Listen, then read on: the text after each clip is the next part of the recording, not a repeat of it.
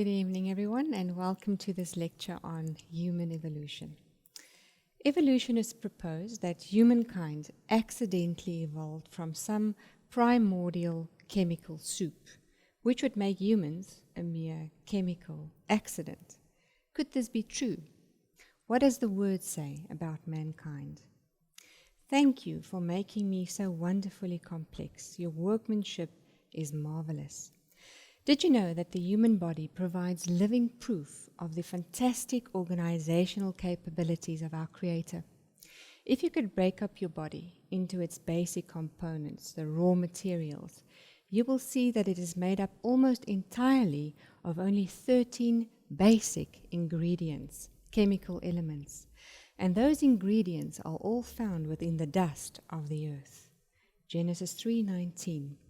For you were made from dust, and to dust you will return. So the basic ingredients in your body are not worth much, but in God's powerful creative hands, these worthless ingredients were combined into thousands upon thousands of different and very complex chemical components. He then placed these components into cells, about 100 million cells in just one human. These cells were then organized into organs and tissues, all of which work together with each other. Each cell has its own function to perform and will continue with that function until it is damaged or replaced. Clearly, your body does not simply consist of a bag of chemicals, but it is specifically designed so that everything can work together. That is why your body can grow and maintain itself, respond to various changes, and also repair itself. Did you know that Adam had no permanent disability after God removed one of his ribs during the first operation ever to create Eve? Why not? Because the rib is the one bone that can regrow if the surrounding membrane, the periosteum, remains intact. Jacques Monod said the following: man has to understand that he is a mere accident. While George Gaylord Simpson, an American paleontologist, in his book The Meaning of Evolution said, man is the result of a purposeless and natural process that did not have him in mind. But what does the Word of God say? This is the book of the genealogy of Adam. In the day that God created man, he made him in the likeness of God. He created them male and female and blessed them and called them mankind in the day they were created. From early childhood, our children are being taught about millions of years as well as bones and skeletons that apparently belong to our so-called ancestors. Every now and then we hear of yet another discovery of some ape-like creature, now our newest ancestor. You may know of one of the most recent discoveries exhibited at Marupeng, South Africa, named Australopithecus sediba, and discovered by Dr. Lee Berger and his son, as well as the controversial Homo naledi. Scientists have given a name to all these human-like and non-human evolutionary predecessors, hominids. Is it really true that such skeletal remains were discovered? Are we really related to apes? Yes. Skeletal remains, fossils of humans and apes have been discovered, and lots of them. However, completely in contradiction to what you're being taught, these remains confirm the creation of only one human species, Homo sapiens. Creation scientists are always very excited about these new discoveries precisely because closer investigation reveals such clear evidence against evolution. Usually, however, you are only given the evolutionary interpretation because almost the whole world has been deceived by the concept of evolution. If you don't actively search for the truth, you will never find it. You certainly won't find it in popular magazines, newspapers, or TV programs. That is one of the major reasons for the book and for this series, to make it a little bit easier for you. If human beings are just the accidental result of chemistry working over time, why would they be deserving of any respect? Would we hold a funeral service if a few pounds of baking soda were destroyed by reacting with vinegar? Clearly, human beings are not just complex chemical reactions. If people are just chemistry working over time, then they have no choice in what they do, just as vinegar has no choice but to react with baking soda. Therefore, why should we punish people who do evil if they have no choice? There could be no such thing as human freedom of dignity if evolution were true. John Dewey was a strong supporter of Darwinism. He was the founder of the progressive education movement, which aimed to indoctrinate, amongst others, the youth in evolution and humanism. The principle of humanism is to make man and everything concerning him the center of attention. Modern humanism rejects Christianity, placing its faith in the power of man to conduct his own destiny. It is therefore a human-centered view instead of a God-centered view.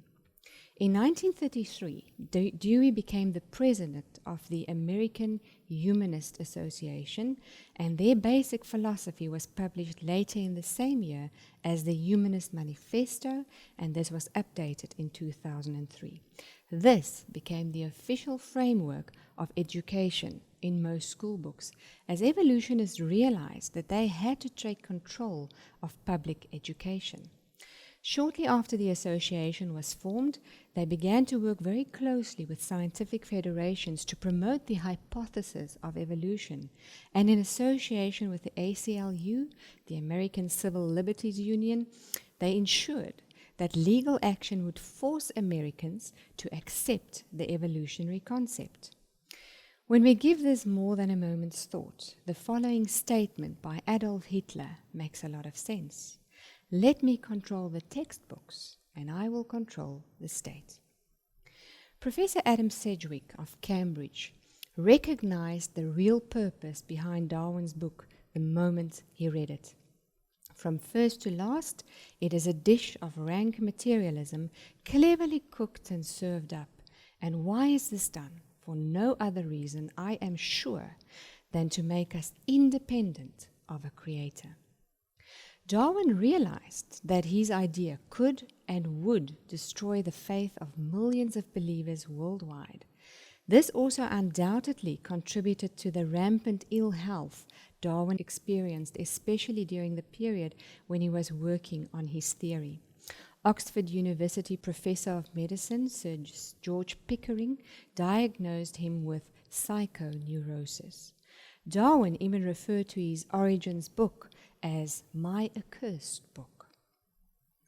Now, the general evolutionary hypothesis teaches that about 5 to 7 million years ago, humans, in other words, your great-great-grandpa, and apes, chimpanzees, split from a common, though completely unknown ancestor, which in itself evolved from some unknown primordial pond scum, which, of course, came from nothing. They further say that modern humans, in other words, us, only evolved up to about 100,000 to 200,000 years ago. The physical evolution now came to an end, while the cultural and social evolution continued. This is where we had to abandon our monkey business and start learning manners, but some of us are still struggling with that though. Here we are dealing with a serious attempt by evolutionists to try and explain why there are no records of evolution having taken place in historical time. Of course, there's no evidence that evolution is happening today either. If human evolution were true, all moms should have gained an extra arm by now, and the fossils should be arranged roughly in the following progressive order: Australopithecus, Homo habilis, Homo erectus, Neanderthals, and modern humans, Homo sapiens. Instead, however, fossils are discovered in various layers without any definitive evolutionary progression. If humans, the Homo sapiens one, are the same today as approximately 100,000 plus years ago, Why did they only start to write down information, build buildings, and manufacture various things during the last few thousand years? Why does the provable human written history, which includes writings, buildings, and artifacts, only date back to about 5,000 years?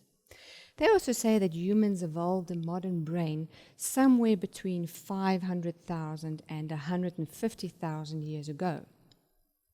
So now I just wonder, why did he wait until only 5,000 years ago before he began to use it? Isn't it sad how some people today question God as the creator, rather choosing to believe in an evolutionary fairy tale?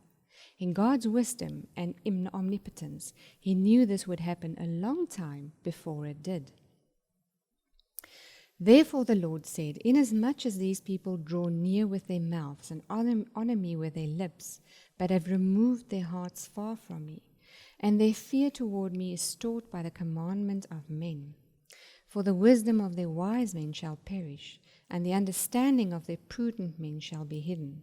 Surely you have things turned around. Shall the potter be esteemed as the clay?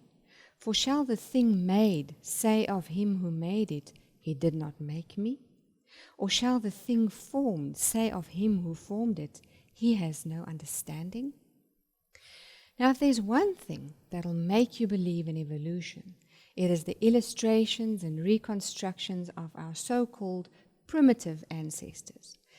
But since no one has ever seen one of our ancestors, the ability, talent, and especially the imagination of the artists that compiled them is like something out of this world.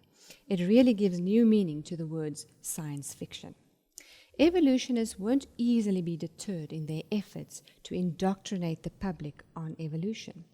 The opposite, that God is the creator, is completely unacceptable to them.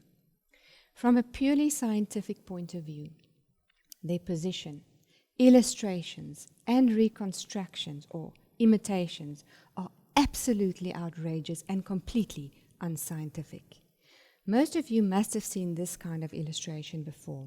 It is a parade consisting of 15 figures, the drawing of an artist that was used to illustrate the so-called human evolution from beginning to end, from goo to you via the zoo. This chapter deals with the via the zoo part. It commences with upright walking proto-apes, followed by various other apes, all the way to magnificent you and me. It's made its first appearance in the Time Life Nature Library series book entitled Early Man. This parade was one of the most successful weapons ever used to promote the idea of human evolution. Why? Because people could see it. Do you know that saying, seeing is believing? Well, here's the proof. It is so simple, clear, and convincing, and because most people so readily believe what they see, this display and the idea of human evolution is still deeply entrenched in the minds of millions of people worldwide today. There are few places where this parade was not displayed. The only problem is that in this case, you cannot believe what you see. Although recent fossil discoveries clearly show that this counterfeit parade has never existed, the more shocking fact is that right from the start, the parade was a huge scam. Inside the accompanying book, Early Man, the parade was described as fiction, meaning this is what they thought, believed it should look like. There is still absolutely no evidence for this. One of the biggest deceptions, and really just another attempt to brainwash an uninformed public, was to display the so-called proto-apes as walking upright. Not standing, walking. Evolutionists know that these apes never walked on 2 feet like human.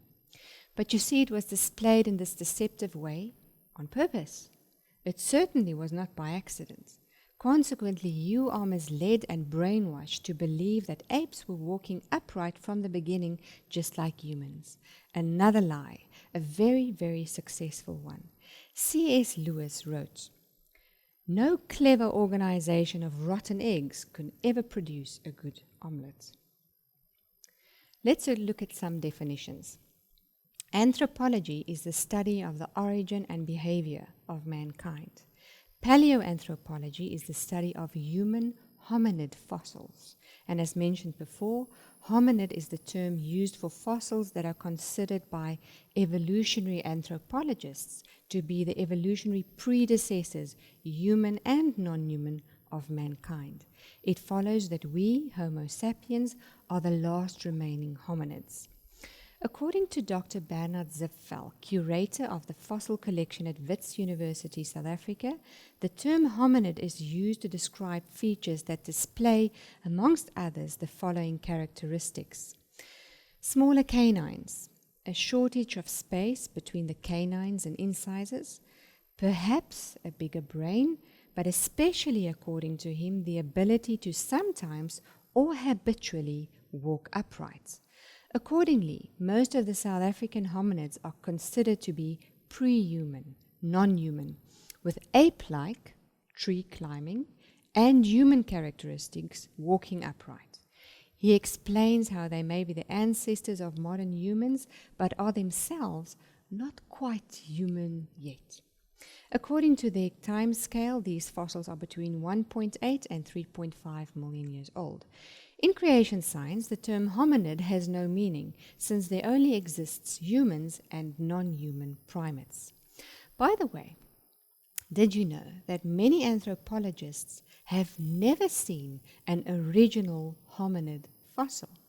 Even Darwin had, in his life, never seen an original human fossil, but that certainly did not stop him from publishing a complete book on human evolution in 1871. Thomas Huxley, also called Darwin's bulldog, had also never seen an original human fossil, but that did not stop him from giving a complete description of them in his 1863 publication, Man's Place in Nature. What you usually see are the reproductions or imitations of the original fossils that are made, amongst other materials, out of gypsum, plaster of Paris. Some of these reproductions are of a high quality, but unfortunately this has not always been the case, and you can read all about that in the book. A further problem with these gypsum reproductions is that only a small percentage of hominid fossil material and less than half of the most important fossil material are available for further studies. When researchers want to study these fossils, they first have to submit a project proposal. If this is approved, the specific fossil is assigned to them for a period of 4 to 7 years. For this time period, the fossil is unavailable to other researchers for comparative studies. Strictly speaking, only the original fossil should be used in the writing and publishing of scientific articles. Keeping all this in mind, we can draw the following conclusion. Since only a few researchers have access to the original fossils, and since only a limited number of fossils are available for reproductions, and reproductions should not be used in the writing of scientific articles, the science of paleoanthropology has a serious problem. How do humans and apes or ape-like creatures differ? Well, for one, you don't have a tail. Human DNA, in other words, that special recipe that makes you, differs completely from monkeys, baboons, and all the rest of the ape-like creatures. The number of vertebrae in our spine differs. The shape and arrangement of our teeth differs. The 3 semicircular balance channels in the inner ear of humans and apes differ completely. Human feet differ completely from that of any animal in the world. The cranial capacity differs. This is measured by pouring seeds or something similar into the cranial capacity of the skull until it is nice and full. Thereafter, it's poured into a measuring jug so that one can take an exact measurement of the capacity. It's measured in cubic centimeters. So look at the cranial capacities of the following animals and compare that. Orangutans, 275 to 500 cc, gorilla 340 to 752, and humans 1,100 to 1,700 cubic centimeters. Apes can't tell any jokes because most of the jokes are on them. In other words, they cannot create humour, verbally, that is. They cannot cook, sing, draw pictures, appreciate art, or reason. They don't have the ability to think in an abstract way. They can't write a nice story or floss their teeth. They are unable to read this or understand it. Only humans have the ability to have a relationship with God, because that is how God planned it. There are, of course, many other examples, but for now, that will suffice. So we have to ask, are apes just furry little humans? The high percentage of genetic DNA similarity which primates have in common with humans are often presented as an evolutionary fact. Chimpanzee DNA is supposed to be anywhere between 96% to 98.7% identical to humans, depending on who's telling the story. The reason for the variation is that no one has yet sequenced an ape's DNA. Nevertheless, for the last 40 plus years, since the early 1970s, a general 98.5% similarity has been presented to us as a scientific fact. Now, anyone who looks at chimpanzee will instinctively know that there are far greater number of differences between us and them than only 1.5%. This is called logic. So how are we supposed to interpret this seemingly high degree of shared DNA between humans and chimps? Would that make chimps more than 90% human? It is worth repeating what prominent evolutionist Steve Jones recently reminded his audience of with regards to the man-chimp DNA sharing context.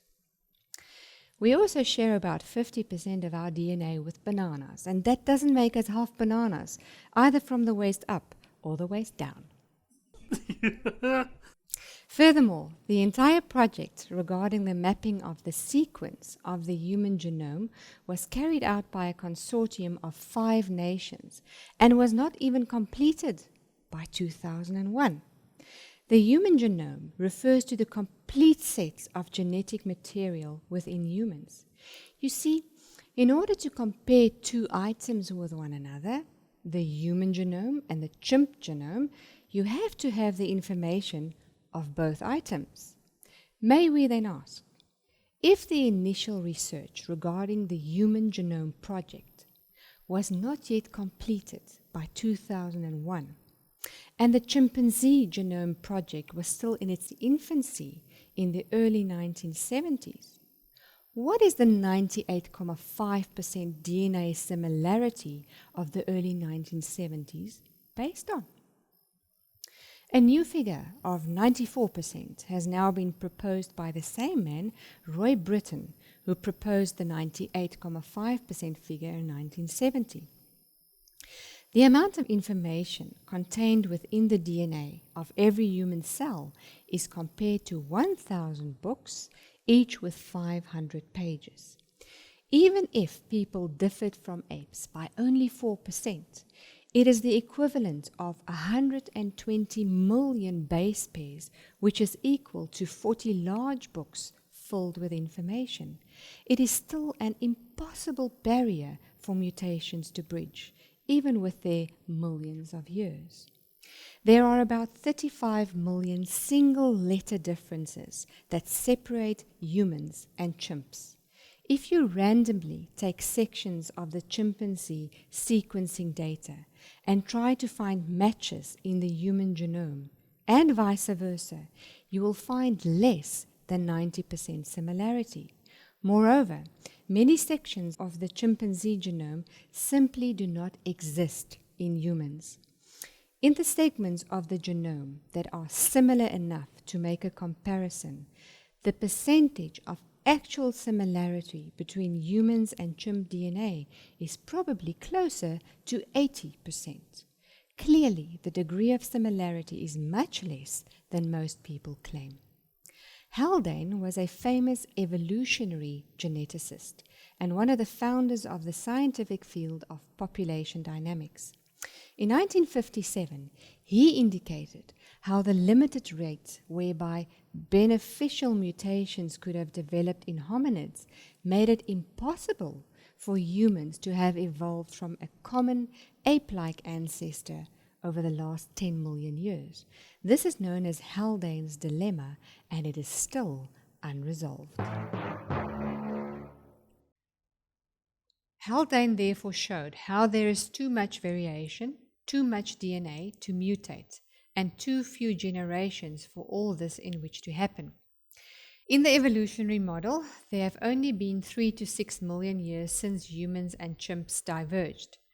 Average human generation times of 20 to 30 years gives them only 100,000 to 300,000 generations to fix the millions of mutations that separate humans and chimps, including at least 35 million single-letter differences. To solve this problem, evolutionary scientists concluded that most, 98% of the genome, our DNA, have no functionality. It does not code for proteins, and therefore it is some sort of leftover garbage from our evolutionary history, junk. As a result, they did no research on it. Many years later, they actually discovered that this so-called junk DNA has many important functions, including the formation of RNA, one of the cellular workhorses often affecting the formation of protein down the line. In fact, leading geneticist Professor John Mattick of the University of Queensland in Brisbane, Australia, recently said that the failure to recognize the implications of the non-coding DNA will go down as the biggest mistake in the history of molecular biology. And God created man in his own image. In the image of God he created him. Male and female he created them. Proverbs 30 verse 8, remove falsehood and lies far from me. We have spoken about this, but it's worthwhile repeating it. Time and time again, when yet another so-called human ancestral fossil is discovered, why is there only one or at most a few pieces of him or her? Why aren't there hundreds or thousands or millions of them? If you believe that humans and non-human ancestors have existed for millions of years, then there should be millions upon millions of their fossil remains in the fossil record. Roger Levin wrote in The New Scientist, but the major problem has been the pitifully small number of hominoid fossils on which prehistorians exercise their imaginative talents. Why do they only find a few fragments of bone for each specimen, but never a complete skeleton? Aren't they perhaps reading a whole lot into a very little? Or is it possible that the less they find, the easier it is to make statements about it which cannot be proven? In this way, the position of bones can be shuffled around to resemble half ape, half human skulls and jaws. Few sciences produce such abundant returns from so few fragments of fact as paleontology. If human evolution is a fact, why do they struggle so much to find evidence of transitional forms in the fossil record, especially since there is so much study material available? Or is it a fact? Let's listen to what the evolutionists say. The extreme rarity of transitional forms in the fossil record persists as the trade secret of paleontology. Darwin's argument still persists as the favored escape of most paleontologists from the embarrassment of a record that seems to show so little of evolution. We fancy ourselves as the only true students of life's history, yet, to preserve our favorite account of evolution by natural selection, we view our data as so bad that we never see the very process we profess to study. That is the evolutionist, Professor Stephen Jay Gould. My attempts to demonstrate evolution by an experiment carried on for more than 40 years have completely failed. The fossil material is now so complete that it has been possible to construct new classes, and the lack of transitional series cannot be explained as being due to scarcity of material. The deficiencies are real. They will never be filled. In the book, attention is focused on a long line of fraudulent hominid representations. We will only briefly look at a few. Have another look at this proposed evolutionary order. Australopithecus, followed by Homo habilis, Homo erectus, and eventually Neanderthals and Homo sapiens. So let's have a closer look. Australopithecines, such as Australopithecus africanus, means southern ape from Africa and refers to the name given to a variety of ape bones discovered in Africa. The first fossil Australopithecine was so named because it was discovered in South Africa by Raymond Dart. After thorough investigation, anthropologists solemnly declared that these were the remains of an ancient pre-human race that lived 1 to 3 million years ago. These bones have been discovered in various places in Africa, including Sterkfontein, Swartkrans, and Taung. They vary a lot, but they are all still apes. Some of the most well-known examples include Taung child, Mr. Place, not Mrs. Place, Australopithecus sediba, and of course, Lucy. Only 40% of Lucy's skeleton was ever discovered, and especially very little of her feet. Although Sussman and Stern investigated Lucy and declared that her thumb was ape-like, her fingers and toes long and curved for tree climbing, and that she probably nested and lived in trees worldwide, Lucy is still exhibited in museums with human-like feet, straight fingers and toes.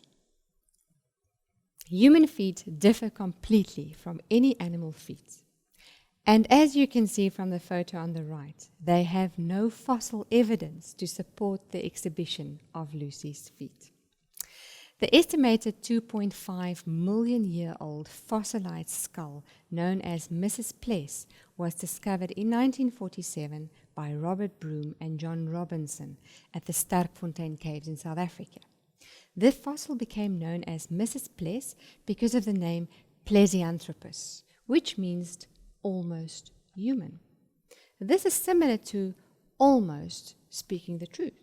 Almost the truth is not the truth. Mrs. Place was later reclassified as Australopithecus africanus, and according to Prof. Thackeray from Wits Institute for Human Evolution, is viewed by most people as the representative species from which humanity evolved. However, the shape and the size of the skull, as well as the cranial capacity of only 485 cubic centimeters, is clearly the same as that of all other apes. And after all, this is never even Mrs. Place, but actually Mr. Place. Then, of course, there is the 2010 Marupeng Buzz Australopithecus sediba. With an estimated age of 2 million years, this fossil was discovered in 2010 and is now being presented as the missing link in human evolution between Australopithecus africanus and either Homo habilis or Homo erectus. It appears as though there are serious differences amongst evolutionists regarding the type of hominid being represented by Australopithecus sediba, specifically whether it belongs to the genus Homo or Australopithecus.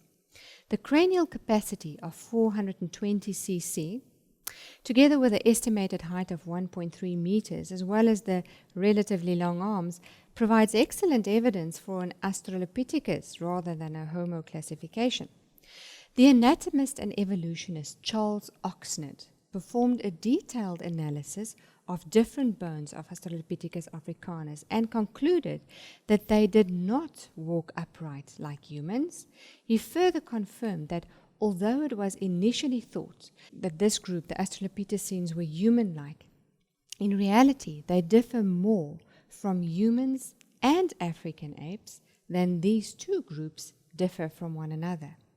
More recently, he stated, "It is now recognized widely that the Australopithecines are not structurally closely similar to humans, that they must have been living at least in part in arboreal environments, and that many of the latest specimens and contemporaneans lived at the same time, or almost so, with the earlier members of the genus Homo. Australopithecines are very similar to the pygmy chimpanzee or bonobo.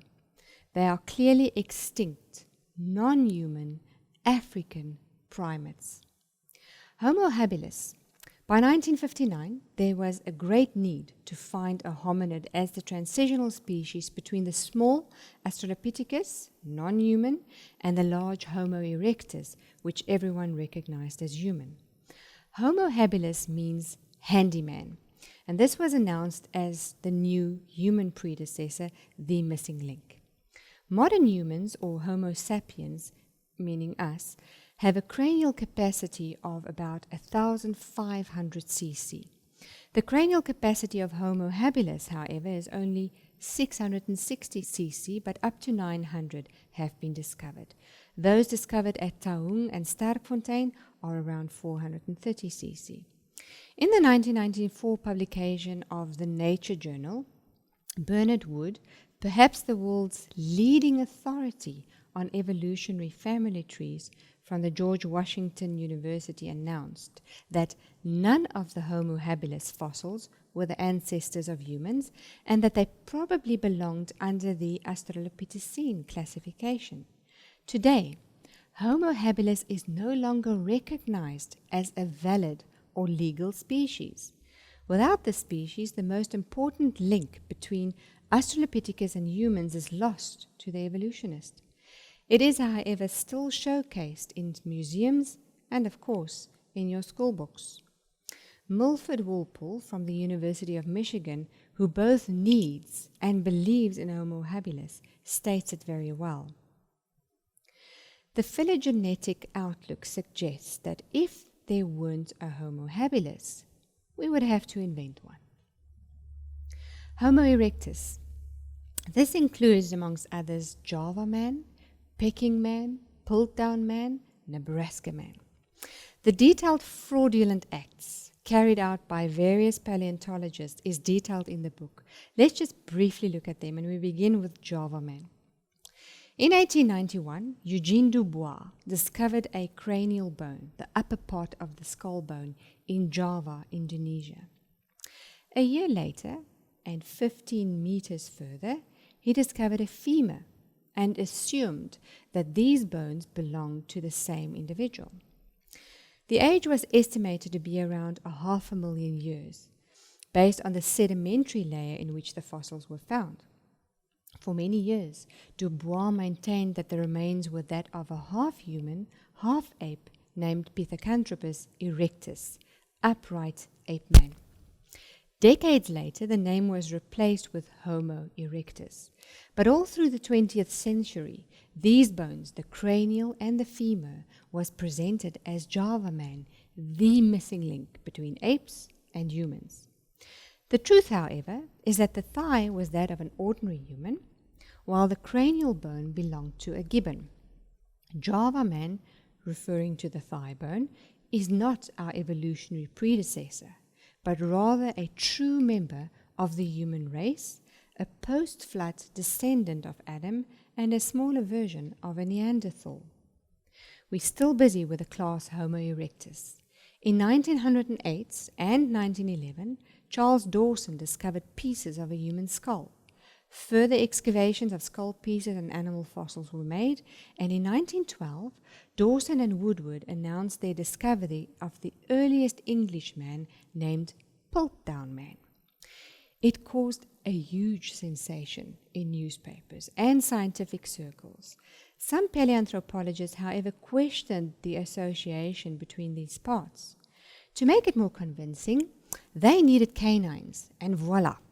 In 1913, the Jesuit Catholic priest Taylor de Jardin discovered the much-needed canines. Isn't that remarkable? For almost 40 years, the scientific world bowed down real low before Piltdown man as the key in human evolution. Paintings were made of the important names of people that did research on him, and 3 of them were later awarded knighthood by the King of England. Such it is in the world of evolutionary glory. Completely ignored was the report of a dentist who in 1916 had already declared that the teeth had been filed down by someone. In 1953, 40 years later, a newly developed fluorine test was performed on the bones just to discover that Mr. Piltdown was a huge fraud. Someone took the jaw of an orangutan and placed it inside a human skull. The fact that it was an orangutan bone was only discovered in 1982. The teeth were filed down and the whole caboodle was carefully stained to make it look ancient. Your mom may have tried that on some of your furniture. I know this mom did, and it was a huge mess. Imported mammal fossils and handmade tools were placed nearby. It took the world 40 years to expose that particular act of deception. Radiocarbon dating determined the age to be between 520 and 720 years old, far too young to be part of the proposed human evolution. More than 500 doctoral theses were written on Mr. Piltdown. He certainly was a famous fake. Moving on to America. In 1922, the discovery of yet another one-tooth wonder was announced. A single molar was discovered by Harold Cook in 1917, who sent it to Osborn for identification in 1922. Osborn, a paleontologist and president of the American Museum of Natural History in New York, was extremely excited about this. He was also a member of the American Civil Liberties Union and saw this as a very valuable piece of evidence to strengthen their cause at the Scopes monkey trial. However, they were never allowed to present this tooth as evidence, since by that time it had already been challenged by 9 authorities.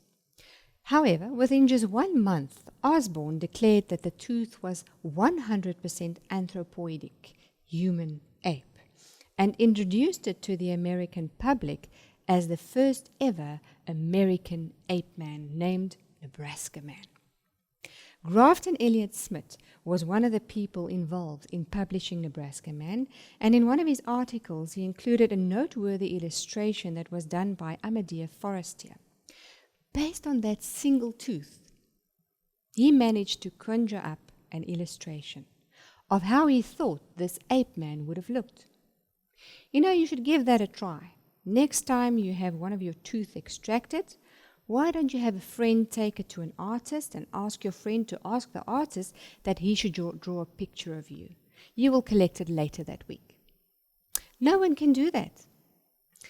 After further research was done at Snake Creek, where the tooth was found, another wild, imaginary fairy tale came to an end when it was discovered that the tooth actually belonged to a pig that they thought were extinct. But they were wrong again, because in 1972, Ralph Wetzel discovered a whole herd of these Nebraska pig man or man pigs in Paraguay, quietly munching away. So who's who in the zoo? Both Australopithecus and Homo habilis turned out to be real apes. For the evolutionist, Homo erectus is a very important category as the so-called transitional taxon between the Australopithecines, which we already know is non-human, and the Homo sapiens and Neanderthals, which we all know as fully human. It comes as yet another surprise that Homo erectus provides powerful evidence against the concept of human evolution. There is no evidence in existence to prove that Homo erectus differs adequately in morphology from Homo sapiens to be classified as a separate species. By every legal standard, including fossil and cultural evidence, it is very clear that Homo erectus was fully human and should be classified as Homo sapiens. We are not family. Neanderthals are regarded as the most recent discovery of fossilized humans. The year was 1856 when workers blasted a cave open near the Neander Valley in Düsseldorf, Germany. Inside, they discovered various bones. The bones were investigated by scientists and evolutionary scientists, and for a few years everyone agreed that it was simply ordinary human bones. Professor Rudolf Virchow, a German anatomist, also seen as the father of pathology, declared that the bones belonged to a modern human who suffered from arthritis and rickets. This is the disease that causes legs to curve outward. The main reason why people develop rickets is due to a lack of sunlight, which in turn causes a shortage of vitamin D production. Rickets and arthritis is characteristic of the Neanderthals and most probably the reason for their prominent eyebrow. It seems as though the Neanderthals lived at a time when there was not too much sunshine around. We've already spoken about the Ice Age and how it commenced after the flood, when volcanic dust pollution covered the whole world. At that stage, the weather in Europe was so freezingly cold that people must have remained in caves where very little sunlight was absorbed. And just as I mentioned, this lack of sunlight would cause a lack of vitamin D production, and the resultant general incidence of rickets, the disease that causes those legs to curve outward. The public is unaware of the fact that Neanderthal dwellings, which they built themselves, have been discovered. Not caves, dwellings. In 1908, a relatively complete Neanderthal-type skeleton was discovered in a cave in France. Marcel Ball, a well-known paleontologist from the National Museum of Natural History in Paris, was asked to reconstruct the man. Now, despite all the previous evidence that Neanderthals were simply ordinary people, and based on his preconceived idea of human evolution, he did his best to depict the bones as ape-like in his construction and his description. Ball simply ignored the previous evidence and declared that this species was not able to walk upright. He placed the head on the neck in an unbalanced manner and he bent the knees. He also placed the weight of the foot on the outside with the toes turned inward, all just to present some distorted impression that this man walked like an ape. Now, this contorted version of Neanderthals dominated the world's view of them for 44 years. Even though it was proven as false in 1957 by Strauss and Cave, it took the Field Museum of Natural History in Chicago a further 20 years to rectify their exhibitions halfway. Do you think they got rid of the Freudian exhibitions? Oh no.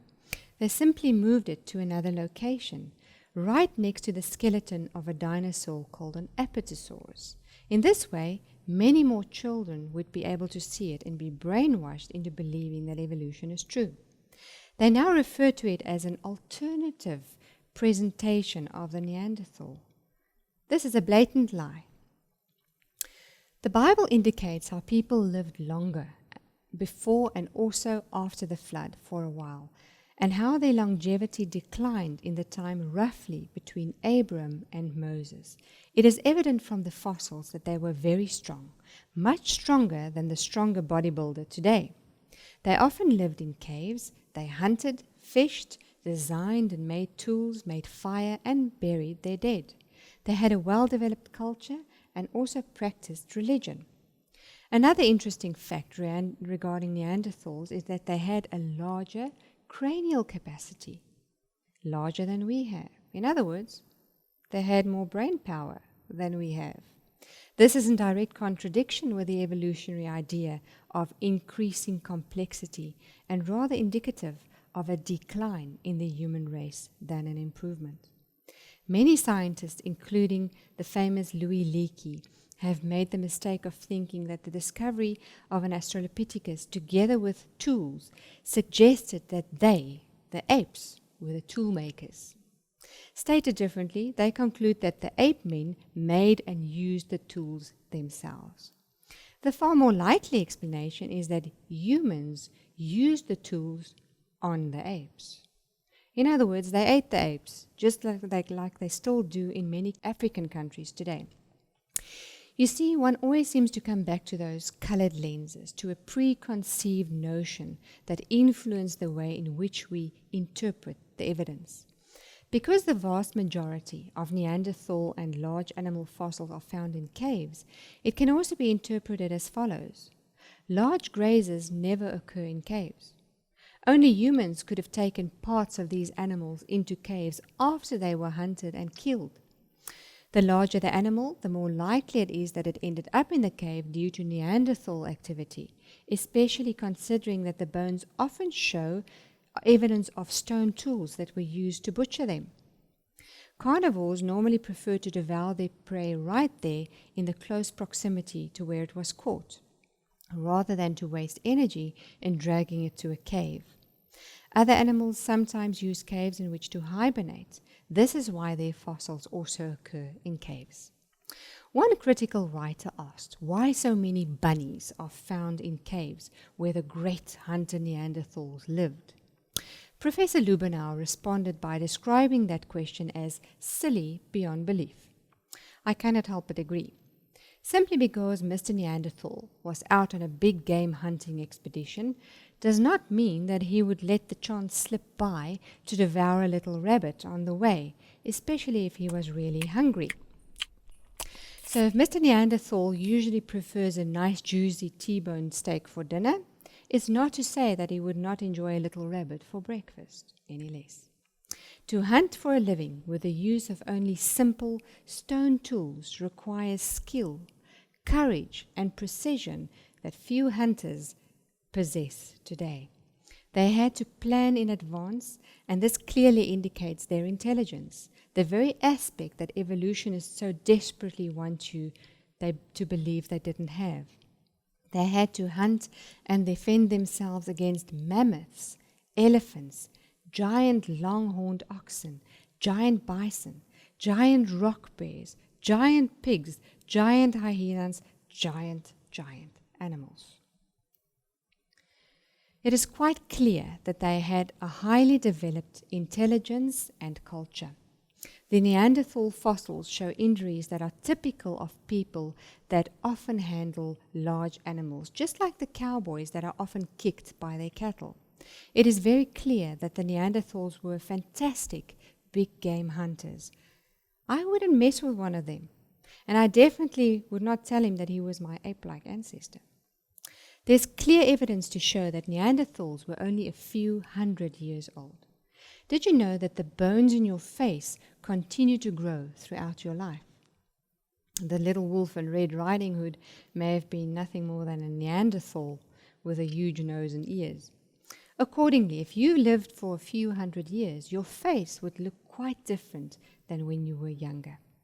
Furthermore, a Neanderthal skeleton in full suit of armor was discovered in Poland in 1908, and the armor was not even completely rusted. At the present time, most scientists agree that Neanderthals were simply ordinary people who lived in caves for a while.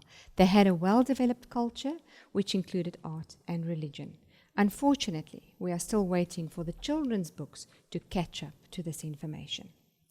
In September 2015, paleoanthropologist Lee Berger of Wits University, along with a team of international scientists, announced the discovery of hominin remains they have named Homo naledi.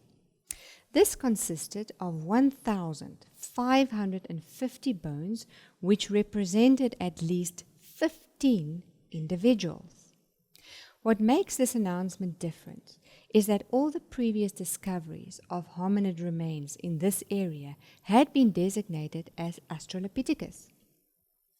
Keep in mind that Australopithecus have been dismissed by prominent evolutionary authorities such as Charles Oxnard as unique, extinct primates, irrelevant to human evolution and anatomically more distant from both apes and humans than humans and apes are from each other.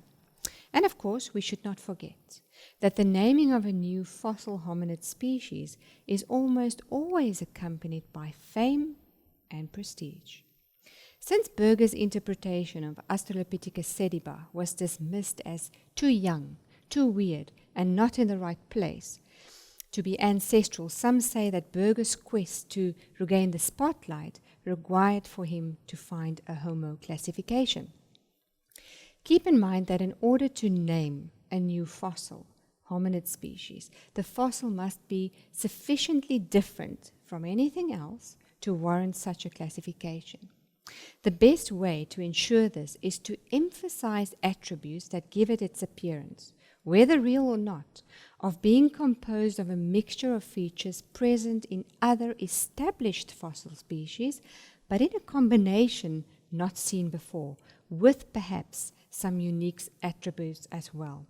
And this is exactly what happened with Homo naledi.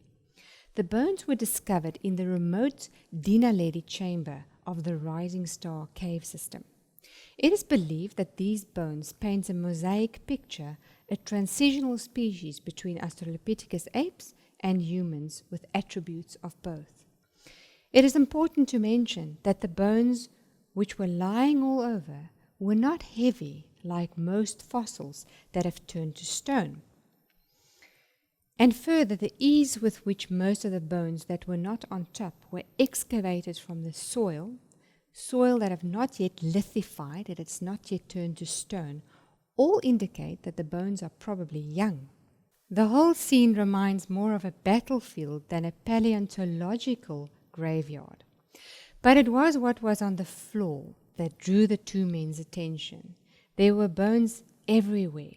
The cavers first thought they must be modern. They weren't stone heavy like most fossils, nor were they encased in stone. They were just lying about on the surface, as if someone had tossed them in. They noticed a piece of a lower jaw with teeth intact. It looked human. This makes one wonder whether this was not exactly what had happened, especially since the rest of the article states it was clear from the arrangement of the bones that someone had already been there, perhaps decades before. Many believe that the identity is dependent on dating of the remains. No effort has been made yet to date these bones. Berger's excuse was that it would not be ethical to destroy material before it had been described. One piece from 1,550 pieces? The real reason why carbon-14 dating has not yet been done is because evolutionary scientists are very familiar with the fact that the assumptions on which this dating method rests would give you a maximum age of 50,000 to 60,000 years for samples that contain carbon-14. In the very next lecture, we'll be discussing some of these dating methods. Creation Ministries International published an official challenge addressed to the Geosciences Department to anyone involved with the Dinaledi claims that as a ministry, they would fund the carbon-14 analysis if the samples are made available to them and in a manner acceptable to both parties, ensuring that contamination has been avoided. Carbon-14 dating would no doubt indicate a young age and refute the estimated 2.5 million year age. Of interest also is whether they will be able to extract and sequence DNA from the bones. One has to keep in mind that this skeleton is a composite of fossil elements representing multiple individuals, 15 to be exact. Many people, such as Jeffrey Schwartz from the University of Pittsburgh, think that there is too much variety in the material to represent only one species. Also keep in mind that features considered unique or primitive may simply indicate pathology rather than be characteristic of a new species. This means that the features may be the result of a disease. Most of the features described as primitive still fall within the range of human variation, whether human or more robust humans such as Homo erectus and Neanderthals. However, the arched fingers and small brain capacity fall without this range, but may also be the result of bone pathology, such as a vitamin D deficiency, rickets, and cretinism. Now, cretinism is a condition where the physical and mental growth is seriously retarded due to a shortage of the thyroid hormone and an iodine deficiency. It can reduce the brain capacity by up to 50%. Small-brained Homo erectus may have given rise to small-brained humans, similar to Homo sapiens populations from Palau, Micronesia. The evolutionist Tim White said the following: Berger's findings are probably South African representatives of Homo erectus. The Homo naledi cranium is similar in conformation and size to the earliest and most primitive Homo erectus representatives. Now, some of the features of Homo naledi, such as the curved fingers and flaring pelvis, as well as the small brain size, have been documented in modern humans with cretinism. People with cretinism's features also vary a lot. In fact, it would be no surprise to find out that many of the so-called hominids are in actual fact robust humans who suffered from cretinism.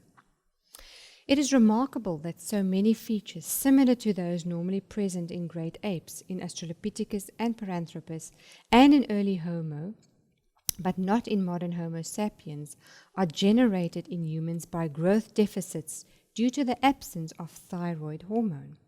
In other words, many of the pathological features of cretinism mimic the primitive characters of evolution, making it easy to mistake pathological features for primitive characters. The differences can be disentangled by understanding the underlying biology of characters. This is Charles Oxnard. It has also been suggested that Homo naledi was placed inside this hard-to-reach chamber by other naledis, who had to go through complicated burial rituals and acrobatical lengths to accomplish this feat. Their loved ones had to be dragged through various small dark spaces and eventually dropped via a slide into the Dinaledi chamber. The so-called new species and dumping of the dead is supported by the media but not by the data. Another possible scenario should be to consider the following. What if the individuals, being different because they were cretins, became vilified by or ostracized from their community because of their disease, perhaps blamed for some misfortune by a superstitious community? As a result, they could have been forced into the chamber and left there to die. Other suggestions is that they may have sheltered together, hiding from the rest of the population. It may also be that the Dinaledis used the chamber as some sort of garbage disposal area where human remains were disposed of after cannibalistic feats or rituals elsewhere. The truth is, no one really knows. Creationist organizations such as CMI and Answers in Genesis are researching the claims and will in future publish a detailed technical assessment. What these bones are not is a glorious mosaic of emerging humanity superimposed on an Australopithecus base. In other words, some kind of missing link between ape-like ancestors and man, which is clearly what Berger and his team are clearly inferring. The only way to find a bridge between apes and humans would be to seriously and deliberately misinterpret the fossils as something in between. Scientists often remark that race and language seem to indicate that all humans migrated from a central point in the Near East or Asia Minor. This corresponds to the time after the flood and the fact that the ark came to rest in the area of eastern Turkey. While the races moved out further from the central point, there was a brief interval that scientists refer to as the Stone Age. This is where pottery, agriculture, poultry, domestic animals, metalworks, villages, and writings began. In later centuries, some of these cultures regressed back to a more primitive lifestyle. Evolutionists tell us that humans originated from somewhere in Central Africa because some ape bones were discovered there. But why did all the earliest human cultures then commence in the Near East? Each of these historical civilizations were advanced, But from time to time, groups of people moved to other parts and they lived in Stone Age type of cultures for a while. This was, of course, only for a short period until they managed to build villages, plant crops, and to farm with their new animals. Many scientists believe that the primitive Stone Age people are not evidence of earlier life forms, but rather tribes that became isolated from the rest of civilization. Now, one of the very first introductions you have had to the concept of evolution is probably the pictures of dinosaurs and cavemen. You now know that it is true. A huge newsflash. People used to live in caves for a while. In fact, some people still live in caves today. The climate probably caused them to move around, and they chose to live in caves for a while until they began to build their houses. The fact that some people lived in caves for a while provides no evidence for the evolution of one kind into another. We also know today that advanced civilizations, as well as more primitive Stone Age cultures, lived at the very same time. There is no reason whatsoever to conclude that less advanced people were the ancestors of more advanced ones, especially not because they lived in caves for a while. The most overwhelming evidence in support of Neanderthals being members of the human species is the discovery of humans with Neanderthal morphology as well as humans with modern morphology buried together in 4 different localities. So salute the caveman and bid him goodbye, for the one being present to you has never existed. Now, the Cradle of Humankind museum exhibitions at Sterkfontein as well as those at Marupeng, are very impressive and seemingly rather convincing regarding the evolutionary doctrine. When it comes to evolutionary propaganda, they don't whisper, they shout it out loud, mainly through illustrations, fossil replicas, as well as audio-visual material. Some of the deceptions include figures of a male and female ape-man pair with half-ape, half-human faces, upright modern human bodies, human feet with big toes standing somewhat outward, for your monkey business, remember? Absolutely nothing about these specific deceptive artworks is based on any fossil evidence whatsoever. Otherwise, there would have at least been some sort of description. But alas, there is nothing, other than meet the family, and the same old regarding the evolutionary sequence. There is no description, name, age, or any other facts regarding these misleading and downright vulgar images. In spite of this, it is still very successful in deceiving people, especially the younger children who would not have read the description anyway. Then there are all sorts of nice pictures of hominid faces, beginning with the Australopithecus via all sorts of science fiction type Homo species, right up to beautiful you and me today. The noses in particular vary considerably from the indented gorilla type noses to less indented to modern human schnozzles. No fossilized nose cartilage or material has ever been found, as confirmed by Prof. Thackeray of the Wits Institute for Human Evolution. Cartilage is not usually preserved in fossil contexts, but the probable position of cartilage can be inferred using forensic techniques. So there is no fossil evidence for their wild imaginary trains of thought. It is simply a representation of how they believe it probably must have looked. All the museum exhibitions of the so-called Homo sapiens ancestors have typical human eyes with large white parts. The color of the eyes and the surrounding muscle and skin material has definitely not been found in the fossil record either. It is not based on any fossil evidence. Another wild goose chase. Now the moment of truth has arrived. What does the fossil record and evidence really say? No meaningful hominid family tree has ever been compiled, nor will it ever be. The evolutionist Mary Leakey admitted to this herself. In the present state of our knowledge, I do not believe it is possible to fit the known hominid fossils into a reliable pattern.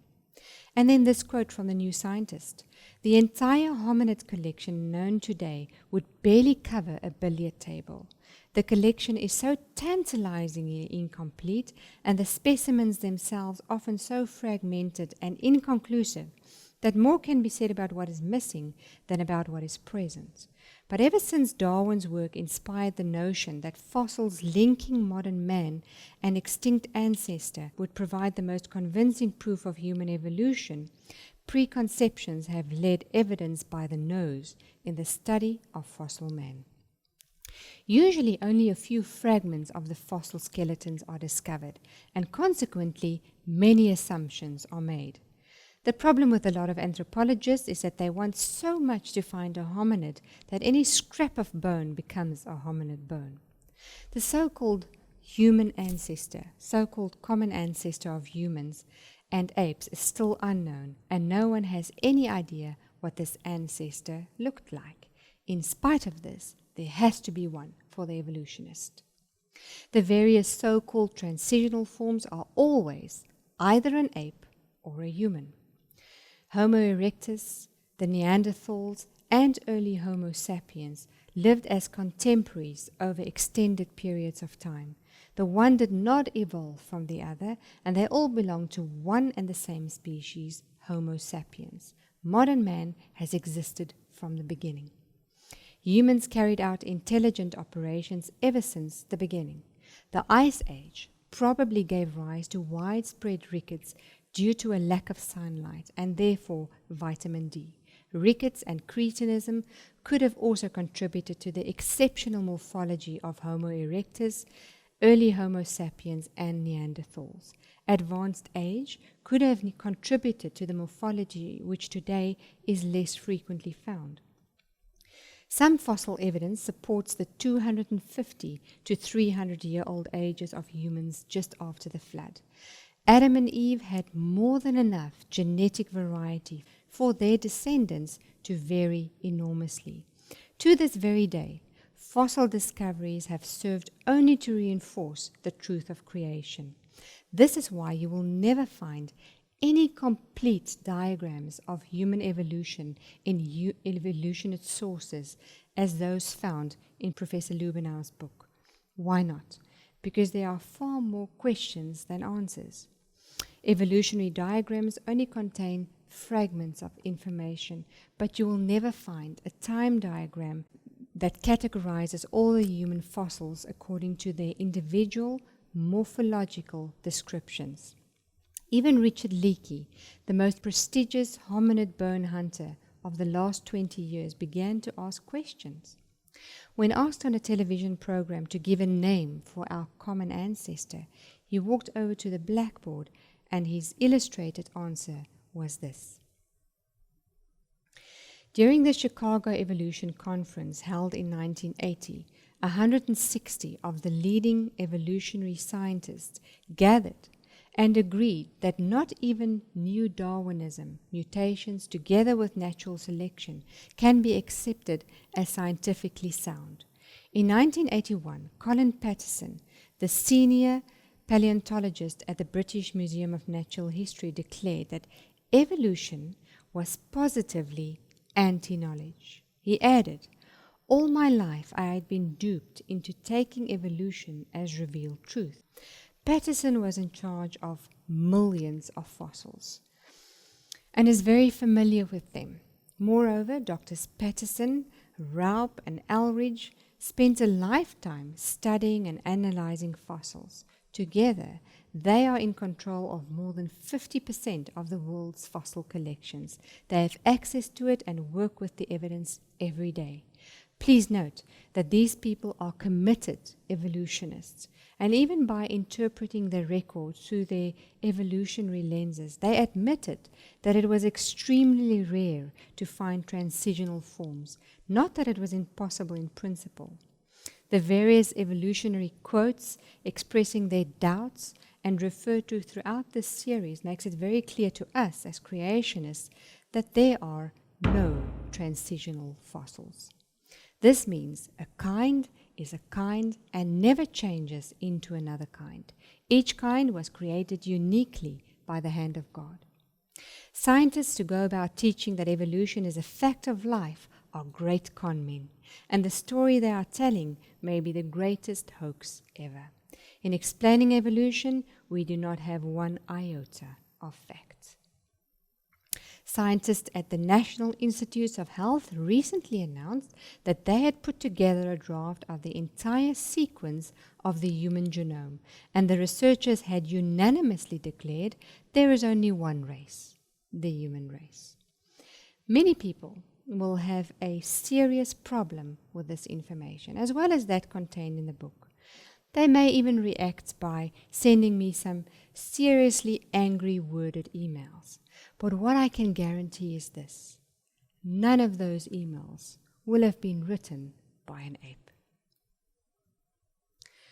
The fear of the Lord is the beginning of knowledge, but fools despise wisdom and instruction. For the Lord gives wisdom. From his mouth comes knowledge and understanding. Do not be wise in your own eyes. Happy is the man who finds wisdom, and the man who gains understanding. Thank you very much. In the next lecture, we will be discussing radiometric dating.